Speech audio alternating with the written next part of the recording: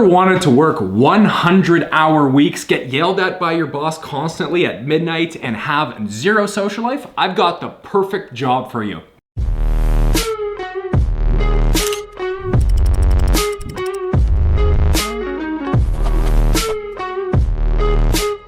Welcome back to the channel. My name is Josh, and if you're new here, this channel is all about investing and finance and creating wealth. And that kind of brings us into the topic I really wanted to discuss today. And that is, I was at a friend of mine's house over this past weekend. Restrictions eased, don't worry, we were all within our bounds there.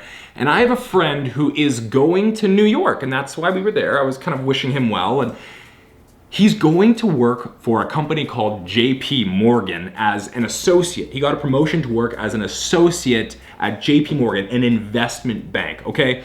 And I kind of want to tell you a little bit about this because when I heard that he got that job, I was like, that is the coolest thing ever. That's fascinating. You're going to go be on Wall Street. Like, that is really cool stuff. If you don't know anything about investment banking, it's kind of like the cool kids at the lunch table of like the whole finance industry. It's the people who are like, for lack of a better word, balls to the wall, going all in on their career. You have to be really smart. It's super competitive. But what do investment banks do, and why does it have all this like seductive aura around it? And why are there movies made about it and books written about it and famous, Instagram and Twitter pages about investment bankers and their stories? Well, one thing you have to understand is, first of all, you probably already heard a lot of these different companies.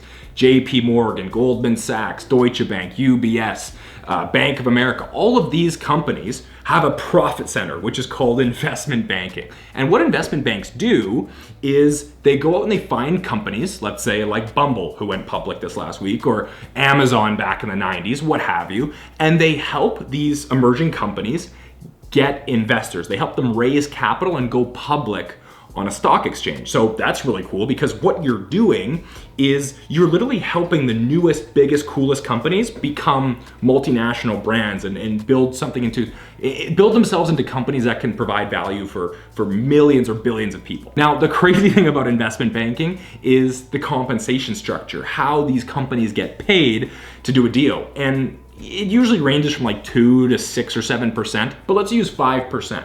5% of the total deal amount. Say you take a company public for $1 billion, okay? You get 5%. The investment bank gets 5% of that. That's $50 million, right? Just to help bring that company public. You get a percentage. And what this means is these companies have a massive budget for recruiting like the craziest talent. Like I said, you got guys from Harvard and gals from Yale and people from Columbia, and this is the talent pool that you're competing against when you go into investment banking. So for me, in my teenage years, becoming really fascinated with investing, like the first time I ever understood how cool investing was because I hated being assigned things. I hated having teachers. I hated having chores and having, parents tell me where I needed to be and what I needed to do when. And the first time I heard about investing was through rental properties. Like, people would buy a house and you'd rent it out. And if there's more money left over at the end of the month and there were expenses, you have income. And it's kind of passive, right? Because you don't have to work 40 hours for that income. You could also buy like dividend paying stocks, and that's passive income. You could start your own business, and over time, if you grind really hard, you can get to a point where that becomes passive income. So this whole idea of freedom and having complete control over my schedule and my time, that's what got me into investing. And I thought, okay, investing is the coolest thing ever. I know that for a fact. I want to go all in. How do I do this as a career? And I think the reason I became so attracted to the idea of investment banking was this seductive allure of the money and the status and the power and Wall Street and the energy of being in New York. And for a young person who is, for me specifically, super like all in on trying to have a successful career and create that success for myself financially and otherwise, this was like, man, this is where I gotta go. I gotta be involved in the mix. And that's where I was as a teenager. So I started to align my life, right, in order to get there. I started getting on the forums. Back in the day, it was called Wall Street Oasis. Before it was like some sales page, it was like a forum you could go to and hear about other analysts. That's, the entry-level role at an investment bank, talk about how to get into investment banking. So I started following that, and I started researching about how to become an investment banker. And I actually had a volleyball scholarship to a school that was actually probably one of the best schools in the country. I'm in Canada, called Queen's. Funny fact, Elon Musk actually went to Queens, and that's where I was going to go. And I was going to take my Bachelor of Commerce, and then I was going to do my CFA, and then I was going to become an analyst at an investment bank. Then I could go live in New York and, work the 100-hour weeks and all this sort of thing. But that is exactly it, right? The culture of investment banking is insane. And a lot of people say what you're kind of doing is you're selling your soul to capitalism to have this unbelievably cool career where you're involved in massive deals. And the stories go like this. There are investment bankers in their first year who say, yeah, I work 100-hour weeks. I work 110-hour weeks. There's days where I'm expected to be the first person in the office because if I'm not, someone else will get promoted first. So I have to go in at 6 a.m. and I have to stay until I'm the last one out because, there's all these sorts of people who are trying to stay later to prove to their bosses that they're staying the latest. So you might get in at 6 a.m. and you might leave at midnight or even worse, it can get even worse than that. And sometimes you're expected to go out with clients. That means go out and drink and go to a bar, entertain people. They schmooze, they wine and dine. They do that until 2 a.m. And then they go to bed and they wake up at 5 a.m. because they have to be the person back in the office at 6. And this is the craziness of investment banking. And from what I understand from my friends, it's not even as if there's that much work to do. It's that you have to be ready on a moment's notice to take an order from one of your superiors. So even though you're working, let's say around the clock, maybe 18 hours for one single day, you might not be doing all that much during that time, but you're there because you need to be ready to go the second your superior sends you a task. And that is the craziness of investment banking and the culture. A lot of the people don't really need you to be there to do the work. They need you to be there because they were there when they were your age, and they have this whole superiority complex where they had to pay their dues. So now you have to get into the fraternity and pay your dues. And lastly, there's something super unique about being on the ground floor in New York City. And being in Manhattan as a finance person, it is something else. I went there probably 2 years ago and just kind of met with a friend and a client to just connect and just learn more about New York and go and see the place, because who doesn't want to see it? It's really a fantastic place. And I remember going out for drinks with a couple of her friends, and what ended up happening is that one of her friends, her dad worked with Howard Marks, who's like an investment legend. He's like someone everybody in finance knows. And this was like a degree of separation away from me. And we were talking about someone else who was an investment banker here and someone who's in private equity there. And there was just something about that energy of everybody who's hustling to build their career. And these people just know so much about finance and they're investing everything into it. So you could tell me, like this young kid, just got totally, completely caught up in this whole thing and thought, that's where I want to go. That's where it is. But then I kind of realized, okay, and this wasn't a fast realization, right? Like this whole process I'm talking about is a 4 or 5 year thing as I'm exiting high school, starting into university and getting started in my career. This isn't one day, but I'm slowly starting to realize, okay, I suck at school. I am really not good at it, and that's because I'm being assigned things I don't like. I graduated math with a 50%, so just barely passed, and the teacher probably did it just to, get me out of there. But in economics, I had a 96. It's like the things that I was really fascinated by I could do really well in, and the things that I wasn't, I was always going to underperform. So the thought of having to try to get into university, to take 3 years worth of courses that I had no interest in, I would probably flunk out of them while trying to play sports, and I would end up having only 1 year of courses that I really enjoyed. So I found, okay, that's gonna be a massive hurdle because I'm really not sharp enough and smart enough to dive into things I don't really enjoy.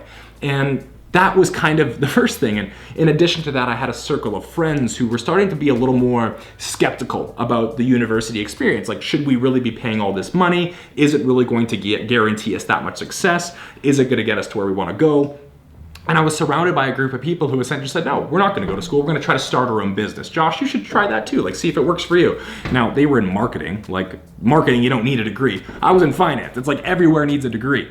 So I found myself in a place where I didn't wanna go to university, but the big thing, the major reason this all happened was the first thing that got me into investing in finance was freedom. The whole reason I got into this whole thing was because I wanted to optimize for lifestyle. Can I control my schedule? Can I commit my time to being involved in hobbies and things that I actually like to do? Investing was a tool to achieve that for me. And over time, getting caught up in the industry and in the stories and in the allure of the whole thing, I actually started down a path That was the opposite of why I got into this whole thing in the first place, because I had that fear of missing out. How could I be in finance and not be all in, not be in New York, not be in the action, not being taking part in these massive deals? But I realized over time, okay, my values are not aligning with that career whatsoever. If I take a step back here and kind of ignore the things that are exciting and fascinating about it, this isn't for me at all. I don't want to do this at all. So that is kind of where I started to think about, okay, how is it that I'm going to go into finance and do this on my own? Maybe I don't want to work for a big institution. Maybe I don't want to work for an investment bank. How can I be an entrepreneur, but still help people with investing, still help people with their finances? And that's where this whole thing came about. It was kind of a lot of smashing into walls and trying something and it didn't work, and networking and trying to find out how things worked in this whole business. But over time, I kind of narrowed out a niche where I didn't have to go to school. I was able to get a certification or accreditation as a CFP without needing a degree. And if I could find clients who were willing to engage with me for investing and financial planning, I could do all of this stuff without having to go to school and doing it on my terms. So this is kind of the story about how my young brain that was so excited about the sexiness and the excitement of Wall Street and investment banking kind of took a step back and realized, okay, what are my values? Where is it that I really want to go with my career? And I realized what I'm optimizing for is freedom. And as exciting as it is to think about investment banking, I think about it all the time. What if I had done what my buddy is doing? Would I be in a different place? A lot of the world's most successful people were investment bankers because it allows you to understand work ethic. You understand how businesses work. Jeff Bezos, right? One of the most successful CEOs in history of the world, started as an investment banker on Wall Street. It gives you insight into how companies raise money and all this sort of thing. So that optionality you get when you're on the ground floor in New York, that's a sacrifice that I had to make. And who knows if I was even smart enough to get in with these firms. Maybe it would have never happened. But it's one of those things where you think, like, where would I have been? Maybe I'd be in a startup right now that I had started on my own and we'd be on our track to being the next Amazon. It might not be, at least in my eyes. And in my situation, the purpose of your career is to maximize your life. The purpose of your life is not to maximize your career. And I think for me, in the way I see things, for some people, investment banking is the right thing. Go do it. Go grab your career by the horns and go to Wall Street, do your thing. That is unbelievable. That's fantastic. You're gonna have such an exciting career and such an incredible experience doing that. For me, it's not all about career and networking and optionality. It's about how can I have freedom and how can I invest in a career that's gonna allow me to enjoy my life.